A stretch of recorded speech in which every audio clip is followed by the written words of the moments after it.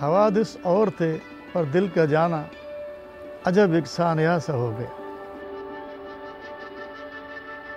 वो मोहब्बत जो होती है वो चीज़ खुद ब खुद सिखाती है और खुद कराती है।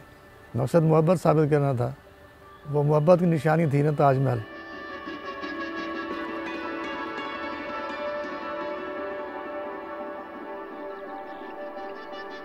मेरी वाइफ का नाम मरियम था, तो हमारी अरेंज मैरिज थी। वो हमारा एक दूसरे रिश्तेदार थे, तो बस बड़ों ने कहा कि भाई हम निकाह करते हैं, शादी करते हैं तुम्हारे। अल्हम्दुलिल्लाह ठीक है। मेरी उम्र 18 साल थी और मरियम तकरीबन 39 या 40 की थी। फर्क तो था लेकिन महसूस नहीं हो रहा था, कोई मसला नहीं था। हमें अल्हम्दुलिल्लाह मोहब्बत रही, 40 साल तक हम साथ रहे। एजुकेशन नहीं थी उसकी, कुरान शरीफ पढ़ी हुई थी, सिंधी या उर्दू किताबें पढ़ लेती थी, और कढ़ाई वढ़ाई वो भी थोड़ी सिलाई वगैरह भी करती थी, खाना पकाना करती थी, बहुत अच्छा बनाती। रात को देर से आता था, उस वक्त ताज़ा खाना बनाना मसला होता है, लेकिन उन्होंने कभी झगड़ा नहीं किया। अक्सर हैदराबाद जाते थे, फिर वहाँ से घूम फिर के आते थे, खाना भी खाते थे, फिल्म भी देखते थे, ऊपर से ख़रीदारी की, वापस आ गए। चॉइस मेरी अच्छी होती थी, मेरी चॉइस उसको पसंद होती थी। कलर जितने हैं वो उसको अच्छे लगते थे, जामुनी कलर, लाल कलर, गुलाबी कलर। कंगन जो पहनने लगी तो मैंने ऐसे मजाकन कहा, सोने के गहने क्यों तूने पहने, काया तेरी खुद कंगन है, सिंगार की तुझे क्या है जरूरत, तेरा सिंगार तेरा जोबन है। तो फिर उसने कहा तुम बेशर्मी कर दे, शर्म करो।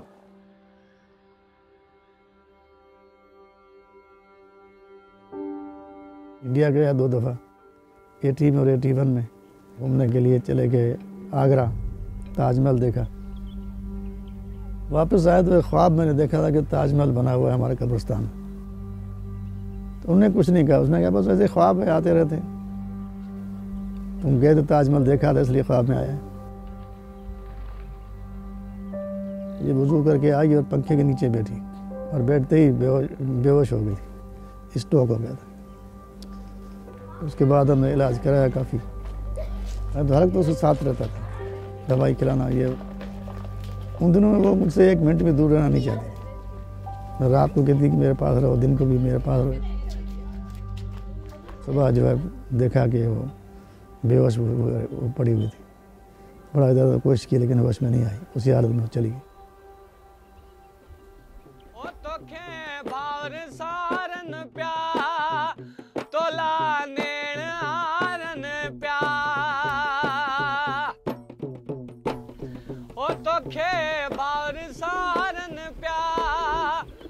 मैंने कहा यार ये इधर कुछ कमरा भी बनाना चाहिए, पहले तो ये ख्याल था। तो जब कमरा बना तो फिर सोचा कि इसको क्यों ना ताजमहल की शक्ल बनाया जाए।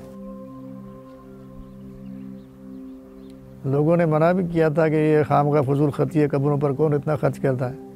मैंने कहा भाई ये चीज़ आप लोग नहीं समझ सकते, ये तो मैं ही समझ सकता हूँ। उनको तो कुछ पता ही नहीं था। जब बना ऊपर से गुंबद तो उन्होंने कहा हाँ ये ताजमहल बन रहा है क्या। मैंने कहा हाँ बेटा ये ताजमहल बन रहा है। इनको बताता जाता रहा, और ये खुद कारीगर हैं, बहुत बड़े मस्जिदें हैं सारी बनाते हैं यहाँ। ज़मीन से थोड़े थोड़े पैसे जैसे आते रहे हम लगाते रहे। हिसाब तो हमने नहीं लगाया। मैं तो जब बन के मुकम्मल हुआ तो शेरमंद भाई से पूछा कितना खर्चा आया होगा, उन्होंने बोला तकरीबन 12 लाख रुपए। ये मार्बल है, ये दरमियान में टाइल है, और ये मार्बल है अंदर सारा, बाहर सारा मार्बल। बिल्डिंग 18 बाई 18 है, 12 बाई 12 इसकी वो सैन है।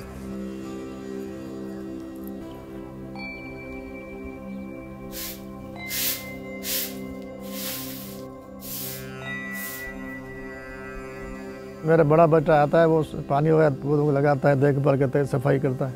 मैं रोज़ाना सुबह आता हूँ, घर से ज़्यादा सुकून यहाँ मिलता है। जो दिन साथ गुजारे वो याद आते हैं कि हमने इकट्ठे गुजारे।